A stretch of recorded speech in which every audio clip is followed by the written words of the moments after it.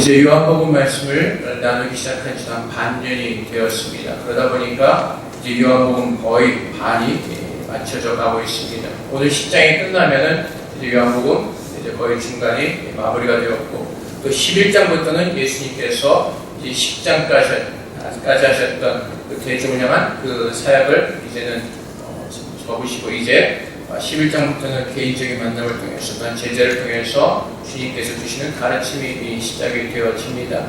그래서 오늘 주님께서 또 이 10장의 말씀을 마무리를 하시면서 우리에게 깨닫게 하시는 하나님의 지혜가 있습니다. 오늘 이 시간 주님 앞에 우리의 귀를 기울이는 가운데 하나님께 주신 그 말씀을 듣고 우리의 삶에 다시 한번 주님의 은혜 가운데 채워지는 축복이 임하시기를 주님의 이름으로 축복드립니다. 오늘 말씀의 배경은 수전절입니다. 22절 말씀에 보면 예루살렘에 수전절이 이르니 때는 겨울이라고 말씀하십니다. 이 수전절은 우리가 구약에서는 보지 못했던 절기입니다. 하나님께서 제정하신 절기가 아니라 이것은 어떤 사람이 제정을 한 그런 절기입니다. 그리고 그래서 역사적인 배경을 잠깐 나눠보고 계속해서 나가도록 하겠습니다. 제가 역사는 좋아하는데 사람 이름이나 그 연도 쓰는 건 참 못합니다. 그래서 노트 적은 거 보면서 그렇게 나오도록 하겠습니다. 그 헬라 제국의 그 4대 분할 왕국 중에 하나의 그 시리아의 그 셀루쿠스 왕조 제8대 왕의 안티오쿠스 4세인 에피파네스라는 그 왕이 있었습니다. 이 사람이 22,000의 군대를 이끌고 예루살렘을 점령합니다. 이 사람 유대인들은 안식일에 싸우지 않는 것을 알고 안식일을 택하여서 그 유대 땅을 침공하였습니다. 그리고 예루살렘을 정복하였고, 이 사람이 행하고자 했던 정책은 유대의 모든 것을 말살시키는 겁니다.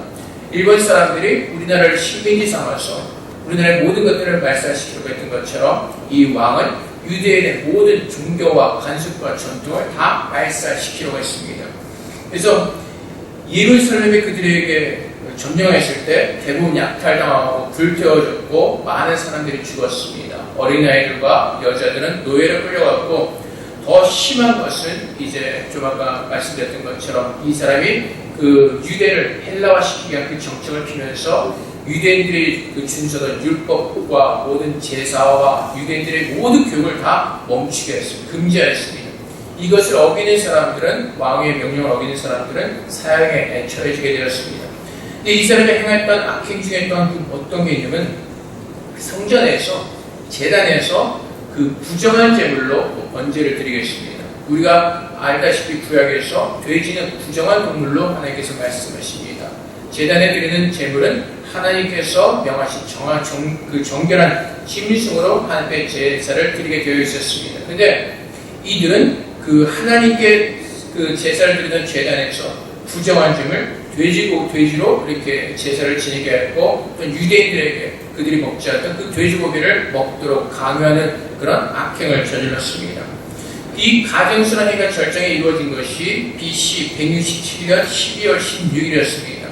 그 예루살렘 성전에 제우스 신을 섬기는 그것을 만들어 놓고, 제단을 만들어 놓고 거기에서 돼지고기로 번제물을 바칩니다.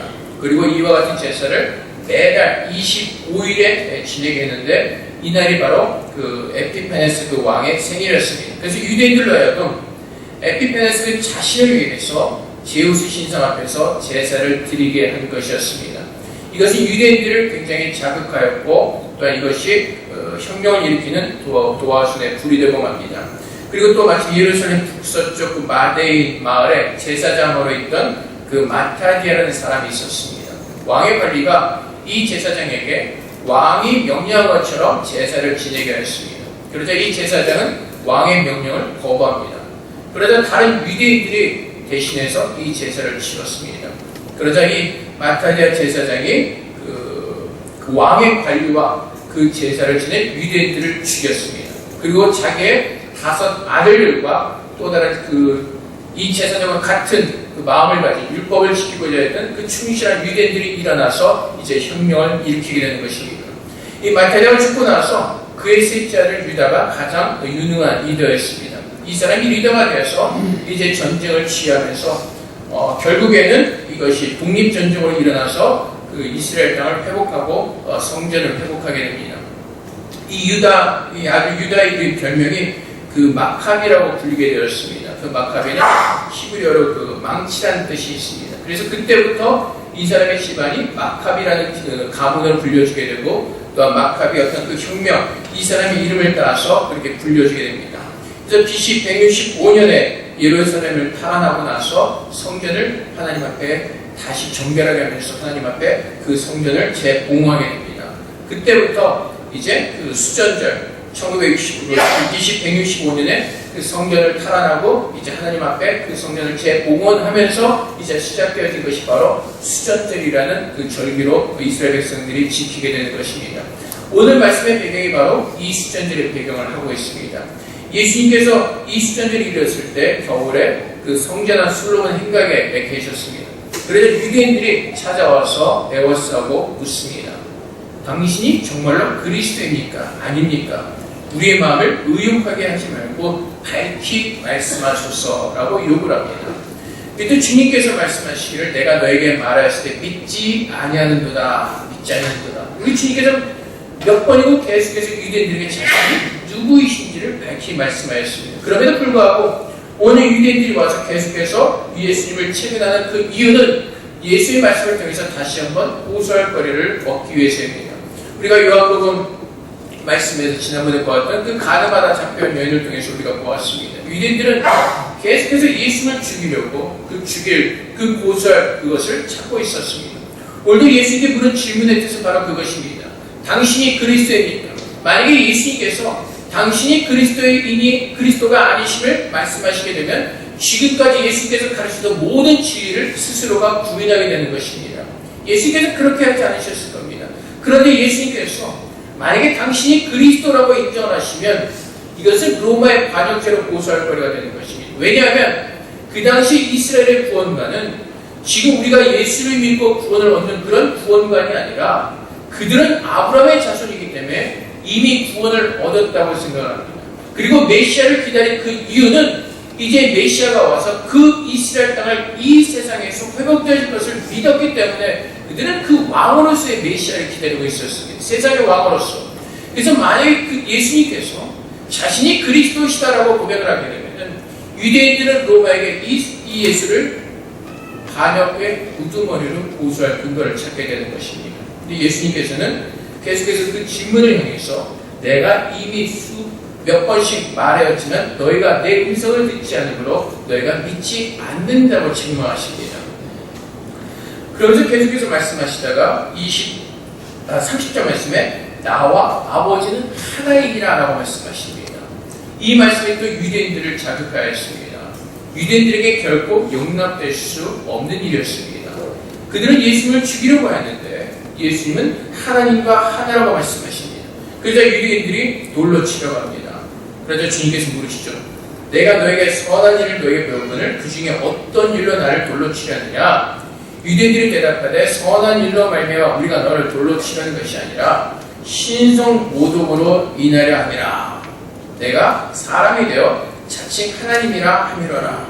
근데 주님께서 이 사람들의 대답에 인용하신 그 시편 82편 6절의 말씀을 가지고 이 사람들에게 반문하십니다. 예수께서 이르시되 너의 율법에 기록된 바 내가 너희를 신이라 하느라 하지 아니하니라. 시편 82편 6절에 있는 말씀입니다.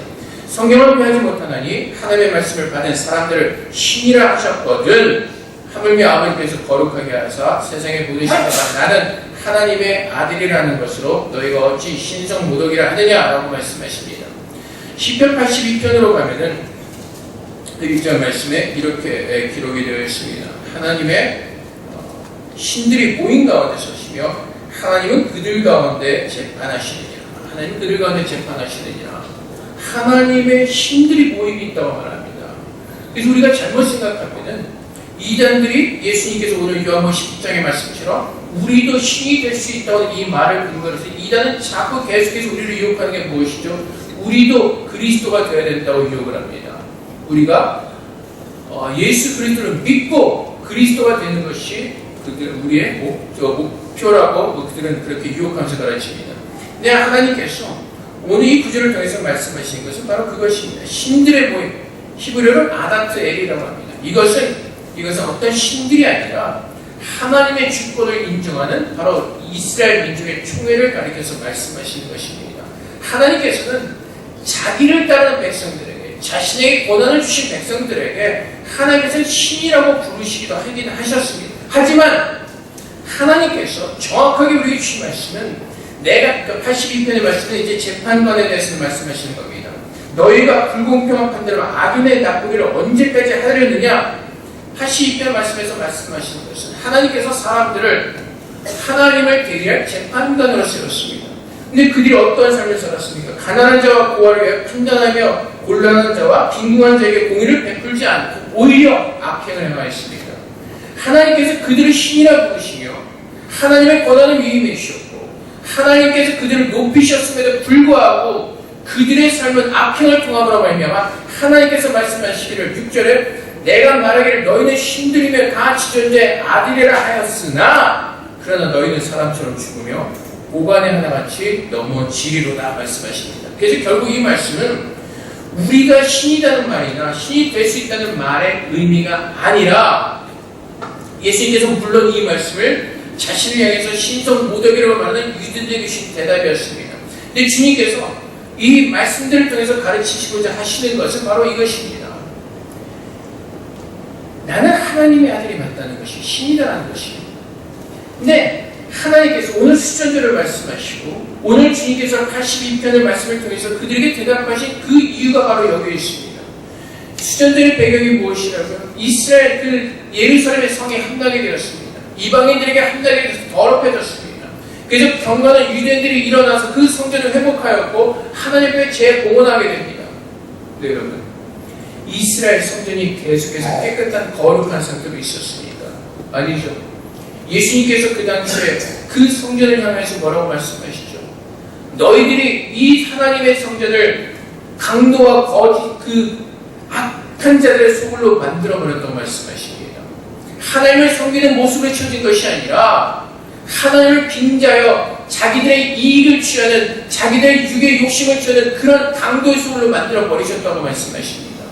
이스라엘 역사를 보면은 하나님께 불순종할 때 예루살렘이 점령당하고 그 예루살렘 성전이 파괴되어진 모습을 봅니다. 느헤미야 때 그 성전이 회복되었지만은 다시 그 마카비 시대 그 성전이 무너졌다가 회복되어졌습니다. 결국 하나님께서 주신 말씀은 바로 그것입니다. 그 성전이 우리의 힘으로 결코 재건될 수가 없다는 것입니다.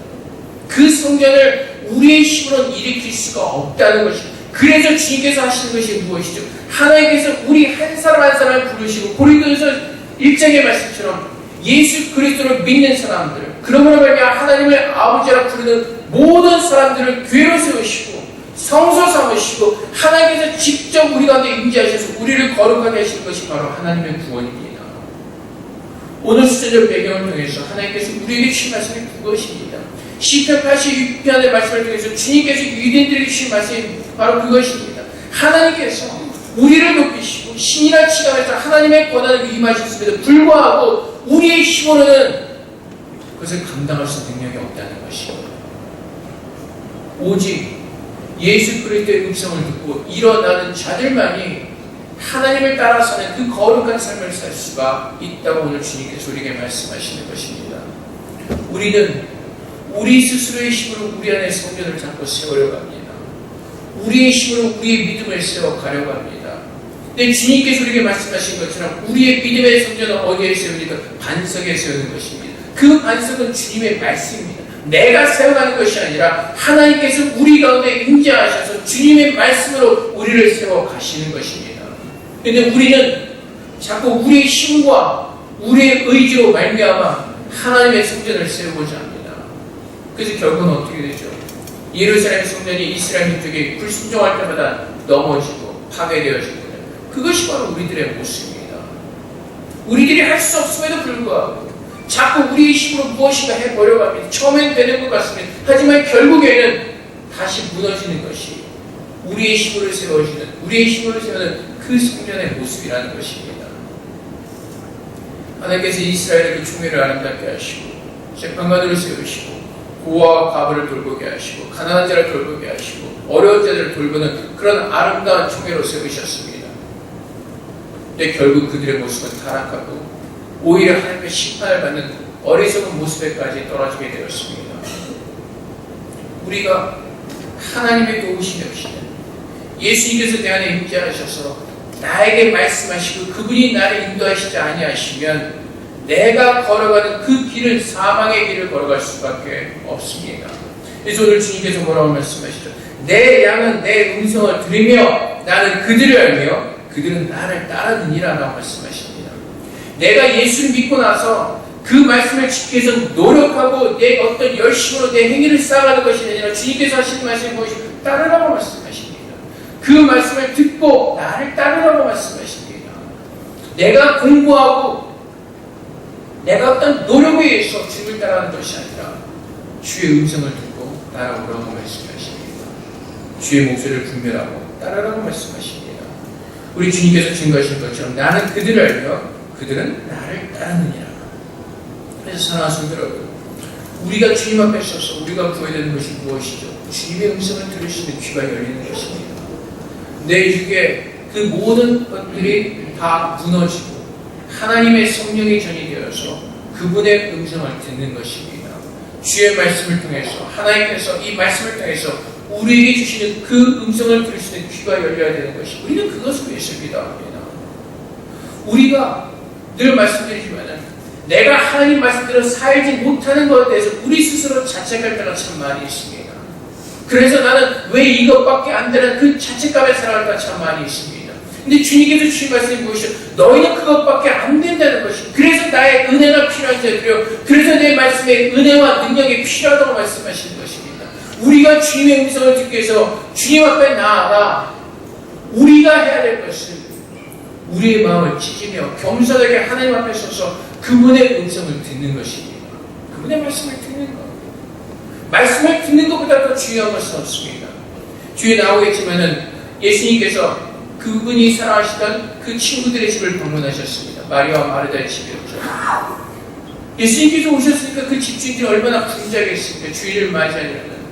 그래서 그 언니 마르다는 예수님에서 여러 가지 음식을 만들면서 굉장히 분주하고 바쁘게 있었습니다. 아마 여러분들 그러실 겁니다.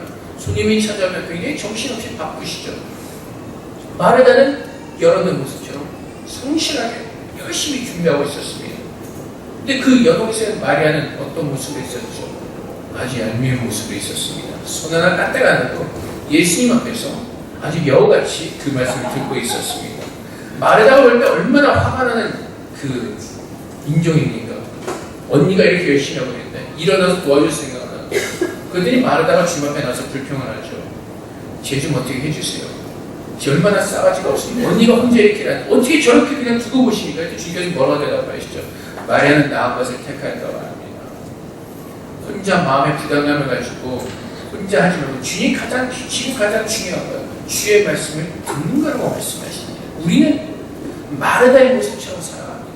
내가 주를 위해서 이것을 해야지 저것을 해야지 너무나 분주하게 살아갑니다. 교회 와서 이것도 봉사해야지 무엇도 해야지 굉장히 분주한 모습으로 살아갑니다. 근데 가장 중요한 건 주님의 말씀을 듣는 것을 놓칠 때가 너무나 많이 있다는 것입니다. 그래서 여러분 주일 정식 준비 때문에 예배 끝날 때는 뭐 그러시는 분은 혹시라도 나가지 마세요. 다 끝나고 나가세요. 예배보다 더 중요한 것은 없습니다. 다른 거 준비하기 위해서 내가 예배 시간에 먼저 나간다. 그것은 용납이 안 되는 일입니다. 결국 우리는 뭐가 중요한지를 모르면서 살아간다는 겁니다. 내가 하나님의 그 교회를 위해서 많이 헌금을 해야 됩니다. 그래서 난 회사에 가서 열심히 일하겠습니다. 그래서 주일까지 막 청소하고 가서 일하면서 하필 많은 헌금을 한다. 하나님께서 뭐라고 말씀하시죠? 다 필요 없다고 말씀하시죠. 내가 돈 없는 하나님도 아니고 세상의 모든 물질이 다 내 것인데 너희가 내 이름을 팔고 우리 육신에 만든 돈을 벌러 다닌다는 겁니다. 주님께서 원하시는 것은 무엇이라고? 주님 앞에 나와 잠잠히 주의 말씀을 듣고 분별하는 겁니다. 그리고 그분의 말씀 앞에 순종하는 삶을 살기 원하십니다. 하나님께서 우리를 신이라 부르시면서 칭하면서 우리를 높이시지만은 우리는 그렇게 살만한 힘과 능력이 없기 때문에 오늘도 주 앞에 나와서 애통하는 마음으로 서서 주의 말씀을 듣고 돌이키는 겁니다. 그 돌이킴의 기쁨과 그 회개의 감사함이 우리 안에 있어야 되는 것입니다. 그래서 주님께서 말씀하시죠. 내 양은 내 음성을 들으며 나는 그들을 알며 그들은 나를 따르느니라. 결국 무엇이죠? 주의 음성을 듣고 돌이키는 겁니다. 어디로? 주님께로 걸어가시는 그 길을 걸어가는 겁니다. 주님께서 동쪽으로 가시면 동쪽으로 따라가는 것이고 서쪽으로 가면 서쪽으로 주님의 길을 따라가는 겁니다.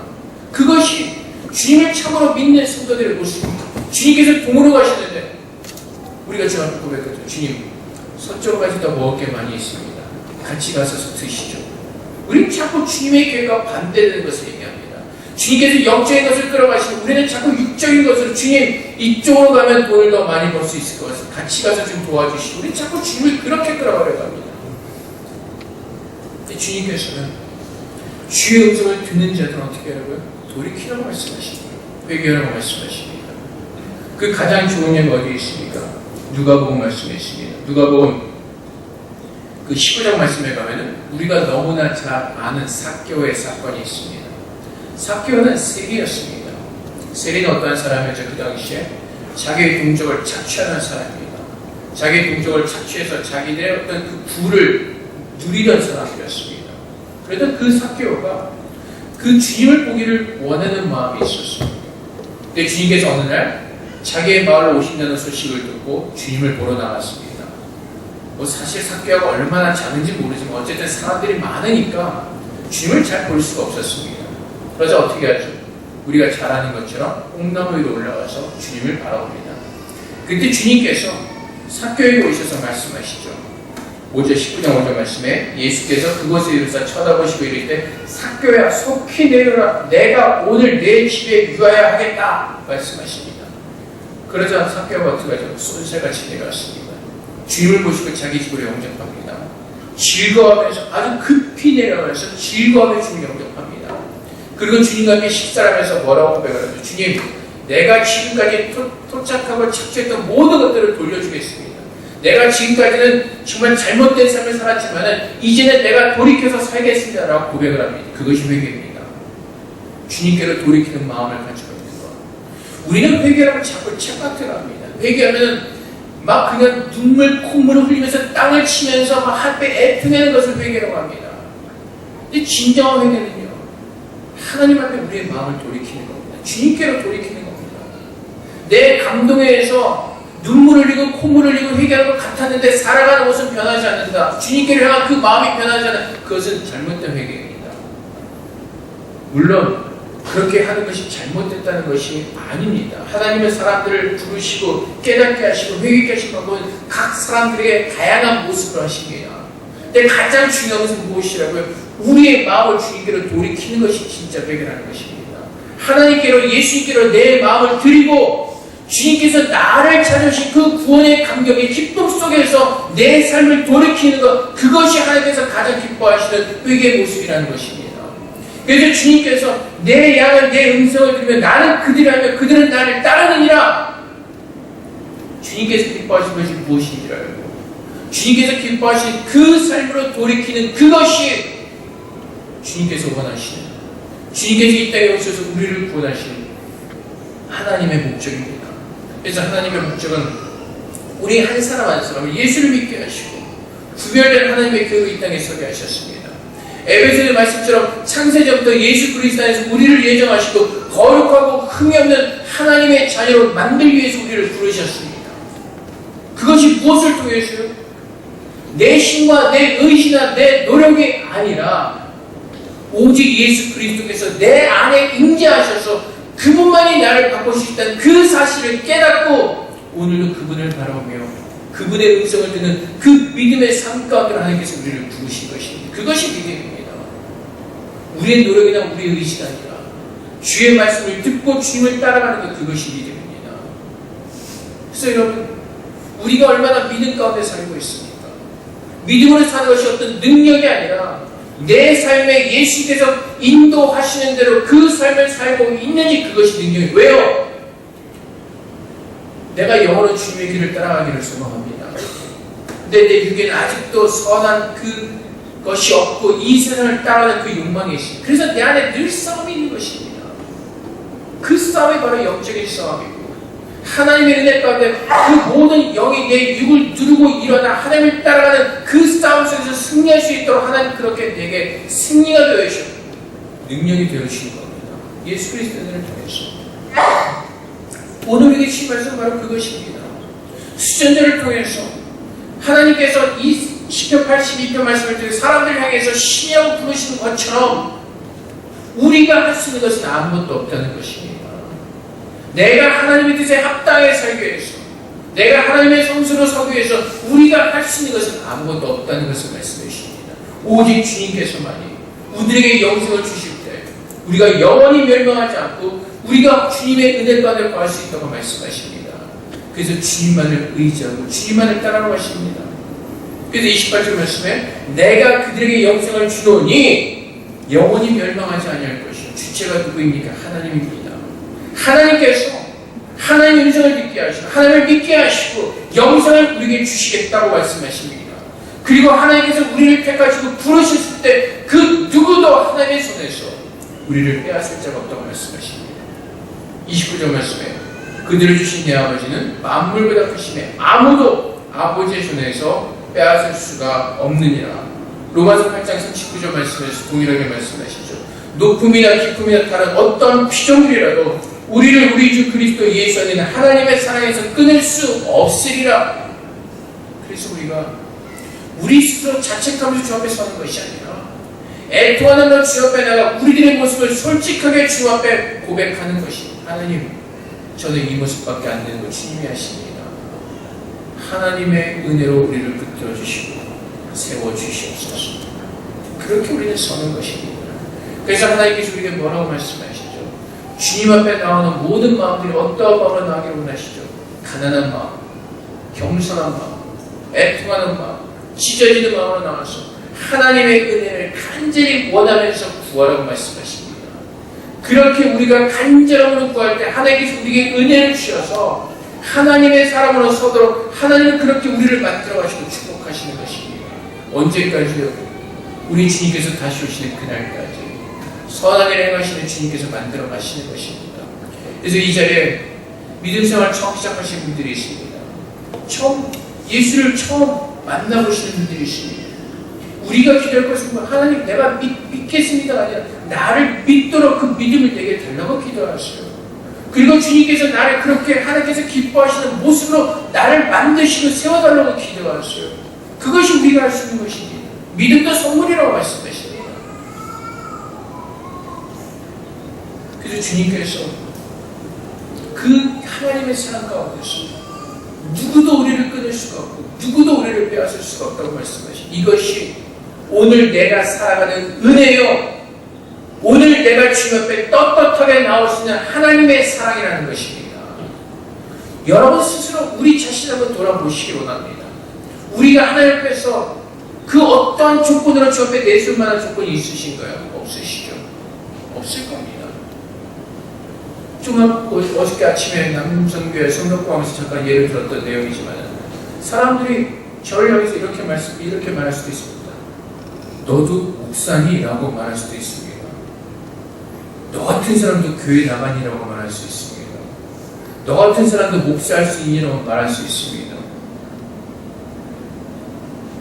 근데 하나님께서는 내 속에 있는 조건을 보시는 것이 아니라 무엇을 근거로 하신다고요? 하나님 말씀이요. 맞습니다. 저 같은 사람 목사 될 수 없는 건 맞습니다.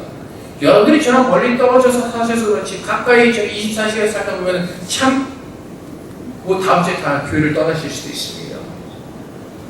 하나님은 그렇게 우리를 들어 사용하셔서 하나님께서 하나님의 뜻 가운데 만들어 가신 우리는 그것을 믿기 때문에 주 앞에 나오는 겁니다.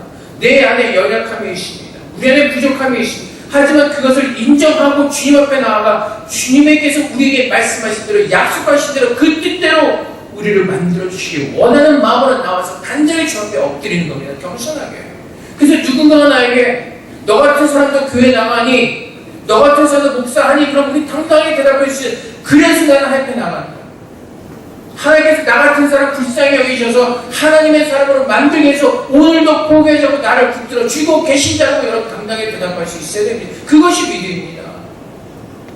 내가 하나님을 찾으러 나왔고 내가 하나님을 만나러 나와서 내가 주체가 되면은 할 말이 없겠지만은 나를 구원하시는 분이 하나님이시고 그분이 나를 만들기를 원하시는 우리는 믿음으로 당당하게 주님의 그리스도의 복음을 전하고 하나님 말씀을 가지고 우리는 당당히 서 있어야 되는 믿음을 우리는 하나님께서 주셨습니다. 그래서 여러분, 우리가 오늘도 하나님의 은혜 가운데 사는 겁니다. 제가 이렇게 농담으로 나왔지만 저 가끔 가다 설교를 하러 올라오거나 설교 끝나고 내려갈 때 벼랑 발자국 내려가는 걸 참 감사하게 생각합니다. 하나님의 은혜가 없이는 여러분 구약에 보면 얼마나 무섭습니까? 하나님께서 심판하실 때 그냥 얼마나 무섭게 심판하십니까? 근데 하나님은 때로는 옛날에 두려운 마음이 있었어요. 올라가다 벼락 먹고 내려가지 않을까 하는 두려움이 많이 있었습니다. 근데 오직 하나님의 은혜로 서는 겁니다. 내가 내 자신을 보는 것이 아니라 오늘도 나는 바울처럼 하나님의 은혜로 서서 주님의 은혜를 따라 사는 것입니다. 그것이 주님의 음성을 듣고 주님과 함께하는 그 삶을 우리가 사는 것입니다. 그 삶은 그 누구도 빼앗을 수 없다고 말씀하십니다. 하나님께서 창세전부터 정하신 이 예정은 그 누구도 파괴할 수 없다고 주님께서 오늘 분명하게 말씀하십니다. 우리 스스로 우리의 성전을 재건하고 우리가 스스로 거룩해질 수 없지만 하나님께서 그렇게 나를 만들어 가시겠다고 약속하셨기 때문에 우리는 그 약속의 언약의 근거에서 오늘 주 옆에 나와 주님의 은혜를 구하는 언약의 백성을 서는 겁니다. 은혜의 백성을 서는 겁니다. 그래서 하나님의 앞에 부르심이 합당한 그분의 부르심이 합당한 거룩한 모습을 서도록 오늘도 하나님께서 우리 안에 만들어 가시는 우리가 믿고 그분만을 의지하는 하나님 앞에 거룩한 삶을 사는 주님의 성도로 우리를 부르시고 오늘도 만들어 가고 계시는 것입니다. 사랑하는 성도 여러분, 주님 앞에서 우리들의 모든 열심과 고집과 아침을 다 내려놓으시기를 주님의 이름으로 부탁드립니다. 우리 스스로 할 수 있는 것이 아무것도 없습니다. 주님께서 우리의 반석이 되어주셨고 그분께서 우리를 만들어 가시는 것입니다. 그래서 주님만을 바라보면서 주님만을 의지하는 믿음으로 서는 것입니다. 주님, 나는 오늘도 주님의 은혜가 없이 주님의 붙들어 주심이 없이는 저는 한순간도 설 수 없는 그러한 연약한 자입니다. 저도 마찬가지입니다. 그 믿음을 가지고 주 앞에 나와 기도하며 주님의 손에 붙들림 받아서 이 땅에서는 주님 오신 그날까지 견고하게 서 있는 겁니다. 견고하게 서 있는 겁니다. 요즘도 보니까 유튜브에 또 이상한 동영상들 굉장히 많이 떠돌아다닙니다. 몇 년 전에도 한국의 전쟁 난도에 예언했던 데이비드 오원인가 그런 목사님이 있는데 며칠 전에 보니까 2017년에 또 한국의 전쟁 난도에 예언을 했습니다. 수많은 사람들이 또 그 예언을 듣고 나면 마음이 또 뒤숭숭해지고 어지러워질 겁니다. 근데 여러분, 믿는 사람으로서 전쟁이 일어난 것을 두려워하지 마시기 바랍니다. 주님께서 분명히 말씀하셨습니다. 마지막 때 난리가 있을 것이고 전쟁이 있을 것이고 자연재해가 분명히 다 있을 것이라고 말씀하셨습니다. 그 모든 일들은 일어날 일들입니다. 주님께서 우리에게 말씀하시는 건 무엇이죠? 크리스천으로서 그 일어나는 모든 일들을 두려워하며 떠는 것이 아니라 그 가운데서도 주님 오심을 기다리며 믿음으로 참고 인내하며 견뎌내라고 말씀하십니다. 전쟁을 보는 것이 아니라 내 믿음을 가지고 주님 앞에서 하나님께서 허락하신 그 믿음을 가지고 하나님 앞에 서는 겁니다. 그것이 언제까지? 주님께서 나를 데려오신 그 마지막 날까지 그 믿음을 가지고 서 있으라고 우리에게 말씀하십니다. 겸손하고 오늘도 하나님의 은혜를 구하면서 우리는 주의 말씀만을 듣습니다. 이 세상에서 어떠한 난리가 나건 어떠한 일이 일어나건 어떠한 일이 발생하건 우리는 주의 말씀을 들으며 그분의 말씀하신 그것만이 성취되어지기를 기도하면서 그분 앞에 서는 겁니다. 세상에서 이러한 일을 바라보면서 오버하지 마시고 두려워하지 마시고 주님의 말씀만을 두려워하는 가운데 믿음으로 주 앞에 서기를 기도하십시오. 그럼 우리 주님께서 그 나라와 그 일을 구한 모든 자들에게 부족함이 없도록 채우신 것처럼 우리의 모든 필요를 따라 채우시게 약속하신 그 하나님의 말씀이 우리의 삶 가운데서 이루어진 것을 우리는 느끼며 체험하며 감사하고 우리는 주 앞에 서게 될 것입니다. 그 은혜가 오늘 주 앞에 나온 저와 여러분 모두에게 부어주시기를 주님의 이름으로 축복드립니다. 이 시간 하나님 함께 기도하겠습니다. 하나님, 내 안에 거룩함이 우리의 노력과 우리의 의지로 채워지는 것이 아니라 오직 하나님의 은혜로 채워지게 하시고 우리가 여러분이 그 믿음을 가지고 주님께서 오신 그날까지 참고 견뎌내며 주님의 아름다운 자녀로서 오직 하나님께만 영광 돌리며 하나님을 전하는 믿음의 삶으로 서기를 우리가 간절히 소망하면서 시간 때 잠깐 기도하며 나가도록 하겠습니다. 기도하겠습니다.